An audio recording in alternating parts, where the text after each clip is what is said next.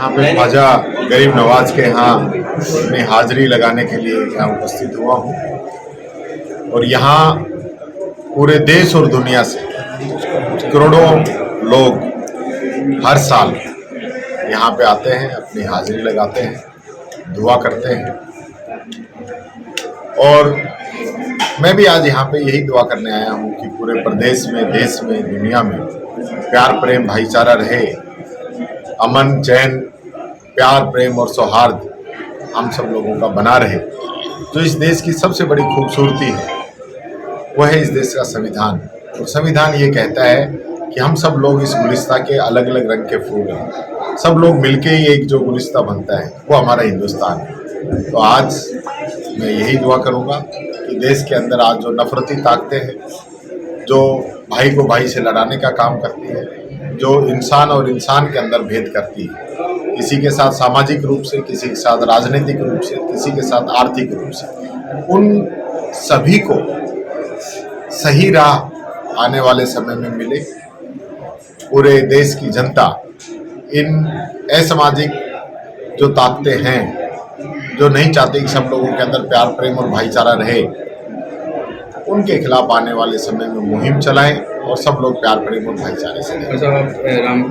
देखिए, मैं कहना चाहूँगा कि भारतीय जनता पार्टी और आरएसएस की इतनी घटिया सोच हो सकती है हम दलितों के प्रति कि आज मैं नेता प्रतिपक्ष हूँ, 66 विधायकों का प्रतिनिधित्व करता हूँ, मेरे बारे में ही बीजेपी की ये सोच है तो आम पब्लिक के बारे में क्या सोचोगे।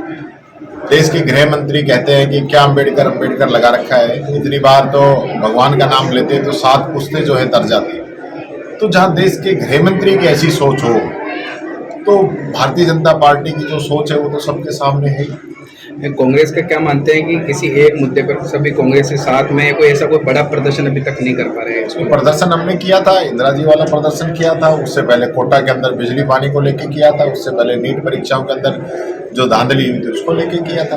आपका एक मैटर था जो दलित की आप बात कर रहे हैं, उसको लेकर कांग्रेस ने कोई मजबूत कांग्रेस ने, हमारे राष्ट्रीय अध्यक्ष मल्लिकार्जुन खड़गे जी बोल गए, राहुल गांधी जी बोल गए, हमारे आदरणीय गहलोत साहब, पायलट साहब, डोटासरा जी, प्रदेश के सभी आम पब्लिक ने, 36 बिरादरी ने, सबने इसमें आवाज उठाई है। ये बात किसने कह दी कि भाई हम कोई लोग बोले नहीं इसमें।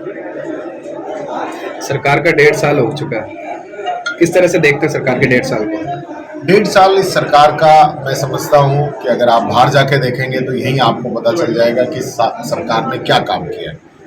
डबल इंजन का नाम लेके, झूठ का सहारा लेके सरकार सत्ता के अंदर आई और हालत ये है, कहीं ईआरसीपी का जिक्र कर रहे हैं, कहीं यमुना जल का जिक्र कर रहे हैं, कहीं किसान को सम्मान निधि देने की बात कर रहे हैं, लेकिन धरातल पे कोई चीज़ें नहीं है।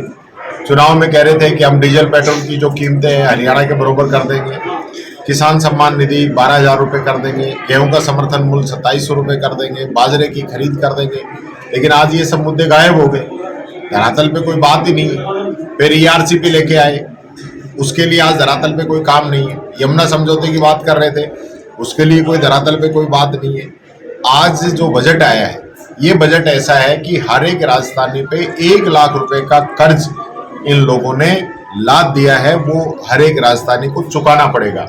इंफ्रास्ट्रक्चर की बात करते हैं, धरातल पे कुछ है नहीं। पिछली हमारी सरकार के जो काम थे उनको भी रोकने का काम किया है, नए की तो बात ही छोड़ दीजिए। आपस में लड़ रहे हैं, किरोड़ी जी कह रहे हैं अवैध खनन हो रहा है, उस पर कार्रवाई नहीं हो रही है, इनके एमएलए के बेटों की पिटाई होने लग रही है। कोई मंत्री कहता है कि आदिवासियों का डीएनए टेस्ट कराएंगे, कोई एमएलए इनका जाता है जो दुकानों पे जाके चेक करता है कि तेरा सरकार का ये सरकार है क्या? सरकार नहीं, सर्कस चल रहा है इन लोगों।